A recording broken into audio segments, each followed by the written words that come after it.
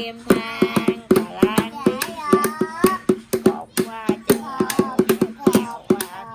cầu chú bên nhau cầu chú bên hỏi càng con bèm bẹp cái đấy con bèm bẹp phải trò tí te trò con thỏ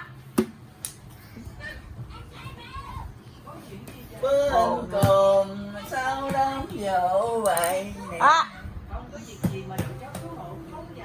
ta đần đần đần đần đần đần đần đần